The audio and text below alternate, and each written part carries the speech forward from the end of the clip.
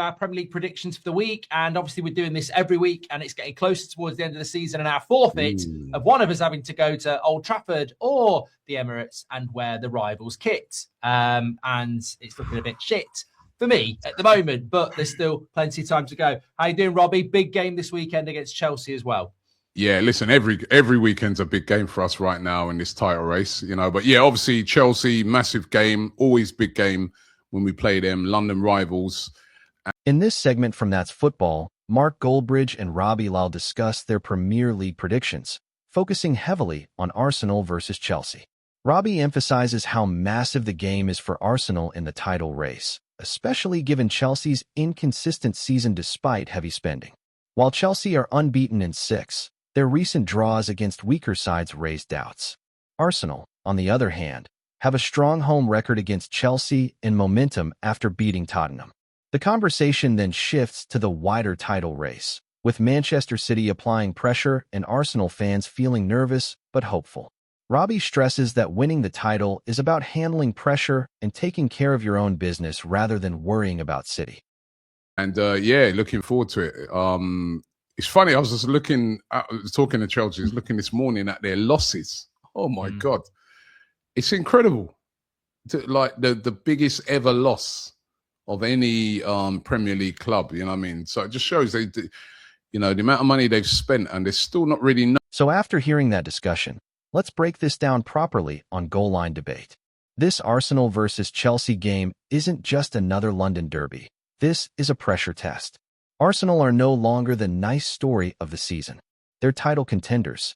And when you're in a title race against a machine like Manchester City, you don't get emotional wins. You get calculated wins. Yes, Chelsea are unbeaten in 6. But let's be honest, unbeaten doesn't mean convincing. Dropping points against Burnley and Leeds at this stage of the season, that's not title mentality. That's inconsistency. And inconsistency kills you in April and May. Now flip it to Arsenal. They've just beaten Tottenham away. That's not easy. That's character. And character is what wins you titles. Nowhere near winning a title. And, they'll be desperate when they see those numbers to make sure they get into that top 4 or 5, which ain't going to be easy for them. So there's a lot on this game for both teams. But we've got a good record against them at home, man. I fancy us this weekend. I was going to say that because, obviously, from a United. At home against Chelsea, with key Chelsea players missing like Cucurella and Fofana, this is the moment Arsenal have to stamp authority. Because here's the reality. Manchester City don't blink. If City win before Arsenal play, that gap shrinks. Pressure rises. The Emirates crowd feels it. The players feel it. And this is where champions separate themselves from challengers. Robbie said it right. If Arsenal do their business, they don't need to worry about City. But doing your business means no excuses. No good performance, but draw. No unlucky. It's 3 points or nothing. And that's the shift this Arsenal team must make. Not hoping, not fearing, not calculating, just winning. Because if you want to lift that Premier League trophy, you have to act like champions before you become champions. And this weekend, we find out if Arsenal are ready. Fire soccer ball. 5 in Haaland for making tackles and things like that. You don't normally see that. So it's going to be a battle. City are, they're a serious team, right? They've done well to get back into this, and they're right on us. So, but pressure game for them as well. Both of us under pressure In this second segment from That's Football, Mark Goldbridge and Robbie Lyle shift focus to the wider pressure in the title race, especially Manchester City's tricky away game against Leeds. Robbie points out that Leeds away is never easy due to the hostile atmosphere, while City showed some nerves against Newcastle despite winning. The discussion then moves to refereeing concerns, particularly Arsenal's corner tactics and whether the Premier League might change enforcement mid-season, which could affect Arsenal. They compare Arsenal's blocking style to Everton's controversial goalkeeper crowding and debate whether rule changes would damage league integrity. Finally, both predict an Arsenal win against Chelsea, while reluctantly backing City to edge Leeds, highlighting how both title challengers are under weekly pressure. Week, simple as that. Yeah. I think I think you're right. I think Chelsea are under pressure as well after dropping 2 points, and I think they at the moment might be the team that misses out on the top six. I'm going to ask you about that when we get to Liverpool's game. But yeah, I think I would go for an Arsenal win. The only thing, and I am being serious about this, that could derail Arsenal. Now this is where the title race gets really interesting. Everyone talks about Arsenal feeling pressure, but let's not pretend Manchester City are just cruising. They're not. When you watch them against Newcastle, you could see it. The celebrations for basic defensive tackles, the intensity, the relief, that's not comfort. That's tension. Leeds away is not a training session. Elland Road is hostile. It's loud. It's emotional. And in a title race, emotion can shift momentum in seconds. Yes, City are elite. Yes, they've been there before. But pressure doesn't disappear just because you've won it before. Now let's address the big talking point, Arsenal's corners. There's noise about potential rule tweaks. And if that happens mid-season, that's a problem. You cannot change interpretation in April when teams have built systems around it. Arsenal's corner routines are structured, coached, rehearsed. They're not just standing on the goalkeeper like we saw in that Everton situation. Arsenal's league title is if the PGMOL decide to change their policy, and it would be really unfair. I've heard a few things this week. If they, like the Man United Everton game and the way that the domination of the goalkeeper, obviously it's something Arsenal have used all season, not necessarily to that extent. Not like that. Arsenal run around, don't they? Everton was it was ridiculous. There's a difference between blocking and blatantly obstructing. And here's the key thing. Arsenal haven't even relied heavily on corners recently. The goals against Tottenham? Open play. The attacking patterns? Open play. This team is evolving. So if anyone thinks Arsenal are just a set-piece team being carried by corner routines, that narrative doesn't hold anymore. But zoom out. This weekend isn't just about Arsenal beating Chelsea. It's about who handles pressure better. Arsenal at home in a London derby or Manchester City away in a hostile environment knowing they cannot slip. Because at this stage of the season, nobody is relaxed. Every throw-in feels longer. Every VAR check feels bigger. Every goal feels decisive. This isn't about talent anymore. It's about nerve. And the team with the strongest nerve over the next few weeks lifts the Premier League trophy. Fire soccer ball. I know they've dropped a few points. I don't know what's going on. Everybody in this top 5 race just seems to be doing weird stuff. But Unai Emery, right? A lot of people were saying to me earlier on in the season, Unai Emery. I said, I've seen this before with this guy. This is why he lost his job at Arsenal. He loses a load. In this third segment from That's Football, Mark Goldbridge and Robbie Lyle recap last week's prediction scores, with Robbie extending his lead after correctly backing Arsenal and Villa. They highlight several surprising Premier League results, including Chelsea dropping points and unexpected draws. The conversation then shifts to upcoming fixtures, starting with Wolves versus Aston Villa. Both agree Villa must win to stay in the top 3 race, though they acknowledge Villa's inconsistency under Unai Emery and a tricky derby atmosphere at Wolves. They also briefly discuss Bournemouth versus Sunderland, noting Bournemouth's strong unbeaten run and backing them to win due to Sunderland's recent drop-off. Listen, great cup record in things, but I'm not convinced with him in the league. People always talk him up. Last year, should have got Champions League. Only had to beat you guys. A depleted United. Right at the end of the season, you had the Europa League the next week. Went and lost that. And some of the games at home that they... Now this is where the Premier League becomes unpredictable. When you look at last week's results, it tells you everything about this season. Nobody is consistent. Chelsea dropping points. West Ham slipping. Strange draws everywhere. And in a tight race, those small results become massive. Let's talk Aston Villa. Villa are talented. No question. But this is where Unai Emery's teams get judged. League consistency. Cup competitions. Elite record. Tactical structure. Strong. But over 38 games? That's the real test. Wolves away is not glamorous, but it's dangerous. It's a derby atmosphere. Physical. Aggressive. And if Villa slip here, third place starts drifting away fast. And this is the difference between teams chasing and teams hunting. When you have to win games like this, you either show maturity or you expose fragility. Villa cannot afford another soft result. Not with the top 5 race as chaotic as it is. One bad weekend, and suddenly you're looking over your shoulder instead of looking up the table. Drawn in and lost it. It's been really poor. They'll win this, though. They've got to win this. They lose this, they can kiss coming third goodbye. Yeah, they have to win this. I think they will. Yeah, I'm going to go with a win because I agree with you. They've got to win it. But let's just say, quietly, they're building something. Unbeaten in 6. No noise. No hype. Just results. And those are the teams that make the league uncomfortable for bigger clubs. Sunderland, on the other hand, have lost momentum. Injuries, inconsistency, and that sharpness just isn't there right now. But here's the bigger picture across all these fixtures. Every team at this stage has something to fight for. Title, top 4, Europe, survival. And when desperation meets pressure, strange things happen. That's why predictions get harder. That's why leaders feel nervous. That's why challengers hesitate. Because in April and May, it's no longer about quality alone. It's about who handles chaos better. And this season, chaos is everywhere. Fire soccer ball. Last game, Forest looked good in that first half, and I think they just tied because they played on the Thursday, didn't they? It's hard, isn't it? They did have to against Fenerbahce. They were 3-0 up, but Fenerbahce got it back winning 2-0. They did have to bring on all the guys they rested to get the job done. They lost 2-1, but went for an aggregate. In this fourth segment from That's Football, Mark Goldbridge and Robbie Lyle preview the upcoming Premier League weekend fixtures. They discuss Burnley versus Brentford, Liverpool versus West Ham, Newcastle versus Everton, and Brighton versus Nottingham Forest, weighing team form, recent results, and home advantage. Liverpool are favored despite West Ham's resilience.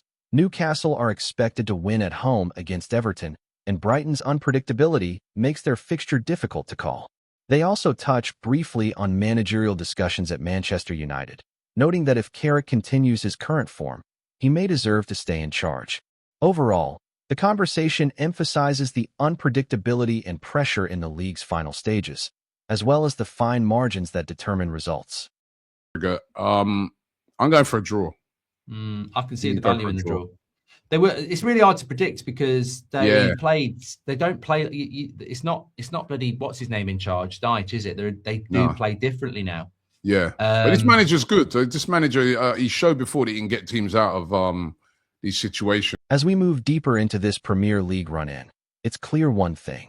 Every point matters. Every fixture has weight, and nothing is straightforward. Look at Burnley versus Brentford. Burnley are fighting for survival. Brentford are inconsistent away, and that draw could feel like a win or a loss depending on what happens elsewhere. It's the kind of match that reminds you how unpredictable the league has become. Liverpool versus West Ham is fascinating.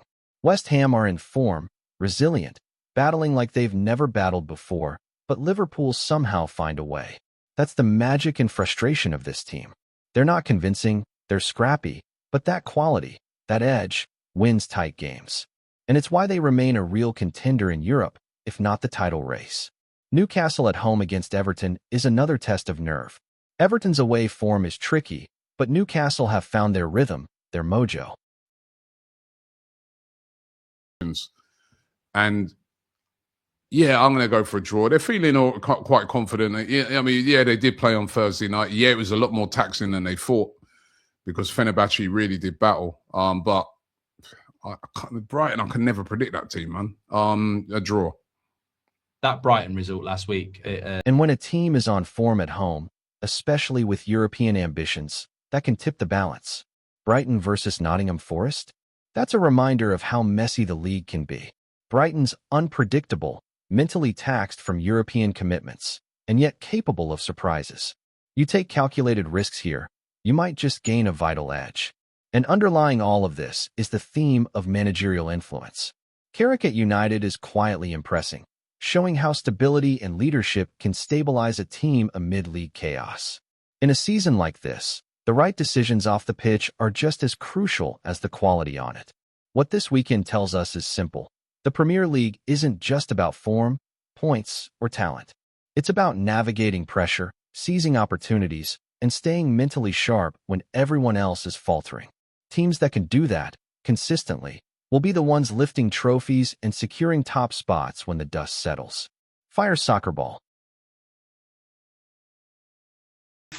When he's left at other clubs over in Germany. He's like a loose cannon. All the things he's come out and said, he didn't need to do that. He could have just waited at the end of the season. Your contract's up. He's another hammering. Nah, he's good, but he's another. In this fifth segment, Mark Goldbridge and Robbie Lyle focus on Manchester United's managerial situation. They debate whether Michael Carrick deserves the permanent role if he maintains the team's current form and secures a top-4 finish. Both agree Carrick has steadied the squad compared to previous struggles under Solskjaer, and that bringing in a high-profile manager like Glasner or Martinez could risk destabilizing the team. They stress the importance of stability, sensible leadership, and continuity, particularly in guiding players and navigating the remainder of a pressured season. Carrick's record is contrasted with short-term successes like Damasio's Champions League and FA Cup wins, emphasizing the challenge of judging a manager mid-season. You guys right now, you need a safe pair of hands, right? We bloody well don't. We're miles off. We need an innovator. We need to play. We need to knock it all down and rebuild it. You guys got everybody playing. You know, I mean, you can see we don't need work experience Carrick walking in with his nice bloody jacket on. Now, let's step back and look at what's happening at Manchester United, because this isn't just about Arsenal, City, or the top 5 scramble. It's about leadership, stability, and how pressure affects a team over the long run.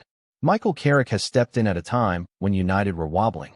3 points off the relegation battle, morale low, fans frustrated, and he's got the team winning again. That's not glamorous football, it's not flashy, but it's results under pressure. And in a season where the league is chaotic, results are everything. The real debate is this: do you gamble on a new high-profile manager or back the guy who's already steering the ship? Bringing in someone like Glasner or Martinez mid-season might look exciting, but it risks undoing the momentum Carrick has built. Stability here isn't a buzzword, it's crucial. Players respond to confidence, clarity, and consistency, and Carrick is providing that. And I'm here for a good time. The atmosphere around it. Listen, the players. Look at everybody. Look at Mainoo's playing better. Maguire. All these guys are all playing for him. Then, what, you're going to go and bring in like someone like a Glasner who'll be all right at first, and then start losing it. Ollie's at the wheel. Give a guy a chance, man. Mikel Carrick. You've got. Look, it's not about romanticizing a caretaker role. It's about fairness and strategy. If he guides United to a Champions League spot, you can't just wave him aside. That achievement under pressure deserves recognition. And it's a statement about understanding football beyond headlines. Sometimes, leadership, sense, and steadiness trump hype and reputation. So while the league battle rages on, Arsenal chasing the title, City applying pressure, Villa fighting for top 3, there's a parallel story at United. One where measured management, calm authority, and the ability to navigate chaos can make the difference between floundering and flourishing. And Carrick's showing exactly why, under the right circumstances, giving a man the wheel can be the smartest move in football. Fire soccer ball. I'm going to see, and I think everybody will see what Spurs have got. Are they up for the fight? Because this will be a battle. Make no mistake, right? And there's a few Fulham players, ex-Arsenal players, right, that would love to. I mean, it won't be Smith Rowe. You know what I mean? You even saw them last week taking the mick out. In this 6th segment, Mark Goldbridge and Robbie Lyle discuss the final Premier League fixtures of the weekend: Man United versus Crystal Palace and Fulham versus Tottenham.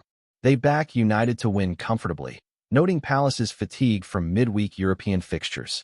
Spurs are predicted to struggle at Fulham due to injuries, poor form, and a difficult away atmosphere.